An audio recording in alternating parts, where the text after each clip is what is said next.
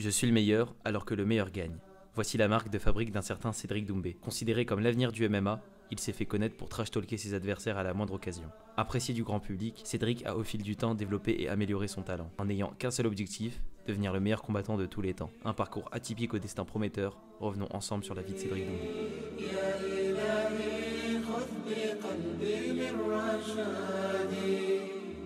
La détermination, c'est le mot qui caractérise le jeune Cédric. Né le 30 août 1990 à Douala au Cameroun, il vient en France à l'âge de 9 ans et grandit dans le 18e arrondissement vers Porte de la Chapelle. Élevé par sa mère, il grandit avec son frère et ses sœurs dans des conditions difficiles mais surmontables. On aurait pu penser que Cédric était passionné de boxe pendant son enfance, pourtant la réalité est tout autre. À 9 ans, Doumbé n'a qu'un rêve, devenir un grand comédien. Et très tôt, il développe un talent à faire rire les gens. Un talent qui aujourd'hui caractérise le personnage de Cédric Doumbé. Durant son enfance, il va quitter la ville de Paris pour vivre à Angoulême. Un nouveau départ pour lui, où il effectuera ses années lycée et commencera à 16 ans les sports de combat. C'est à l'âge de 16 ans que Cédric s'inscrit pour son premier cours de full contact. Les premières sensations arrivent et un sérieux talent se dégage en lui. Petit à petit, il monte ses gammes, améliore sa technique et enchaîne les combats amateurs. Son ambition de l'époque, devenir le meilleur de sa catégorie en full contact. Sous l'œil méfiant de sa mère qui craint cette violence, Cédric déjoue les pronostics en devenant champion du monde au bout de sa 3e année de pratique. Malgré ce prix, cela ne suffit pas pour Cédric, car en ayant fait le tour de sa discipline, Doumbé souhaite sortir de sa zone de confort pour se confronter aux meilleurs dans une autre discipline, où le niveau est plus élevé. Et l'heure du choix s'impose, quitter le full contact au profit du kickboxing, un sport plus connu et plus lucratif. À sa différence, le kickboxing autorise que presque tous les coups, sauf les coudes et les saisies. Un sport plus dynamique et plus intéressant pour le champion de full contact. Mais pour se hisser au rang des meilleurs, il se rend en Hollande, là où les meilleurs combattants de la discipline se retrouvent. Dès lors, Cédric fait tout pour progresser. Il voyage dans différents pays tels que la Chine, l'Australie, les États-Unis ou l'Angleterre, avec la volonté de se frotter aux meilleurs. Malgré une transition difficile, les résultats sont au rendez-vous. De 2013 à 2016, il enchaîne les victoires et son travail paye car, en juin 2015, le Glory appelle Cédric pour un remplacement de dernière minute et ce dernier n'hésite pas une seconde pour accepter la proposition. Le Glory, c'est THE organisation, celle qui rassemble les champions les plus forts du monde.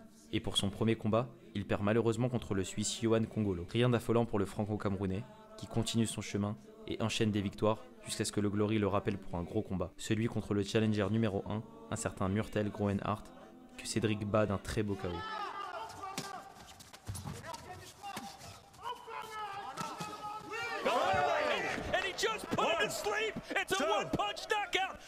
Une victoire qui permet à The Best de bénéficier d'une chance directe pour le titre, sans passer par l'habituel tournoi qualificatif. Et c'est en la soirée du 10 décembre 2016 que le destin de Cédric change. Face à l'invaincu Niki Holsk, Cédric livre le combat de sa vie. Il surprend son adversaire pourtant expérimenté et gagne par décision des juges. À la surprise générale, il devient le premier et seul Français à avoir remporté le Glory. Un souvenir d'autant plus émouvant, marqué par la présence de sa mère, lors de l'obtention de sa première ceinture. Après sa conquête du titre, le plus dur reste à faire, se maintenir au sommet. Pourtant, sans coach et sans club, il arrive à rester au top et conserve 7 fois le titre de champion du monde au Glory. Sa force, c'est qu'avec son punch, son coup d'œil et son intelligence, il inflige à ses adversaires ce qu'aucun boxeur ne faisait depuis très longtemps. En manque d'adrénaline et en recherche constante d'évolution, c'est tout naturellement que Cédric s'oriente vers le MMA. Un sport plus compliqué pour The Best, car contrairement au kickboxing, la MMA est plus complet, où des sports comme la lutte ou le jiu-jitsu sont réunis. Une transition logique pour l'originaire du Cameroun, qui souhaite devenir le meilleur combattant du monde. En manque de repères, Cédric pense faire le bon choix, en rejoignant l'équipe de Fernand Lopez au MMA Factory. Mais c'est en découvrant les méthodes louches de Fernand Lopez que Cédric décide de quitter sa team pour en rejoindre une autre.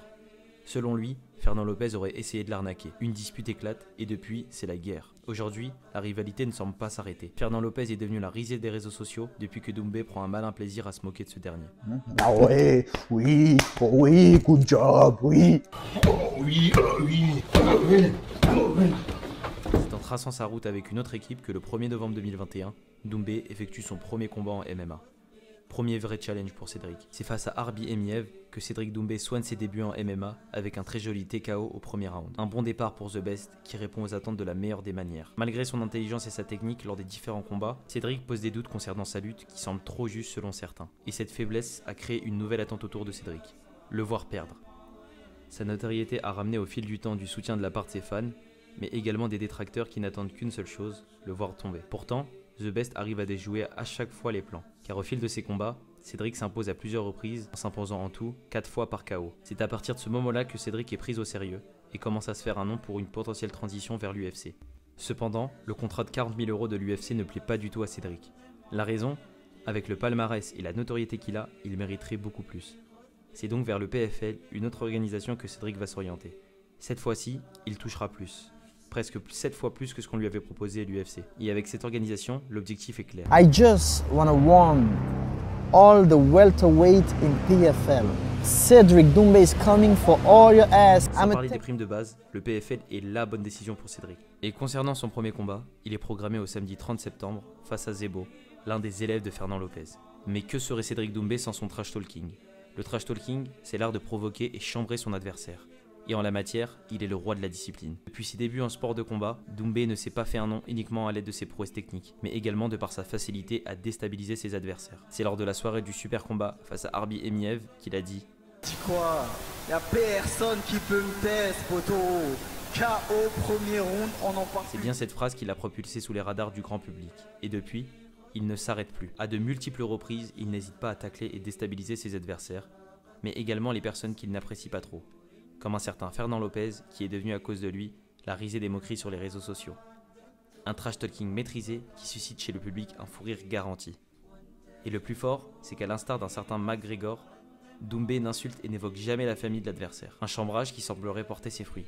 Car si certains prétendent que son trash talking ne servirait à rien, pour d'autres, cela impacterait directement son adversaire qui deviendrait moins fort lors du combat. Le plus incroyable dans tout ça, c'est que Doumbé parle autant qu'il n'agit, car en 86 combats professionnels, Cédric n'a perdu que 6 fois, sans jamais prendre de KO. Pour certains, c'est de l'arrogance, mais pour Cédric, tout ça n'est que de la confiance en soi. On pourrait penser le contraire, mais l'heure des doutes survient à l'approche des combats, car malgré son air confiant et arrogant, la peur et son stress reviennent naturellement avant le début d'un combat. Il faut avoir une grande confiance en soi, mais il ne faut pas exagérer. Au même titre qu'il ne faut pas exagérer dans l'excès, il ne faut pas exagérer non plus dans la diminution du manque de confiance en soi. Une réussite qui ne serait si grande sans la présence de sa famille, car Cédric peut compter sur le soutien des siens lorsqu'il entre et sort de la cage. Présent à ses combats, ces derniers n'hésitent pas à faire part de leur fierté à l'égard de leur fils. Un sport réputé pour être violent, qui nécessite beaucoup de courage, mais également de la patience pour la famille du combattant, qui doivent faire face à une éventuelle défaite de leur petit protégé. Un autre pilier important dans la vie de Cédric est sa religion. Converti à l'islam depuis 3 ans, la religion lui a apporté ce qui lui manquait, devenir un meilleur homme. La vie d'un musulman est rythmée par la prière, et cette dernière a une place très importante dans la vie de Cédric. Ce goût prononcé pour la spiritualité s'est affermi lors du Covid. C'est là-bas que je dois choisir. Si tu veux choisir la vérité, si tu veux la réussite, ouais. Là, je suis dans l'échec, là. Qui depuis ne lâche plus Doumbé. Suivi par sa communauté, il n'hésite pas à rappeler le but de son existence. Un boxeur est-il destiné à être uniquement violent ? C'est l'idée que souhaite déconstruire Cédric, qui souhaiterait changer la mauvaise vision de la virilité. Si pour certains la virilité ne se résume qu'à être violent, costaud et être respecté par les femmes, pour Cédric c'est tout le contraire.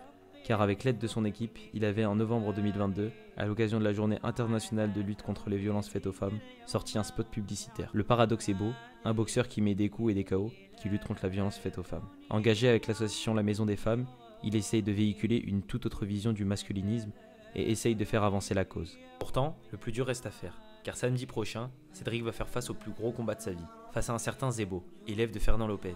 Cédric a tout à perdre, car en cas de défaite, il pourra dire au revoir au cash prize d'$1 million et ne pourra pas conquérir les États-Unis. Une pression supplémentaire pour The Best, qui, rappelons-le, souhaitait devenir le meilleur combattant de l'histoire.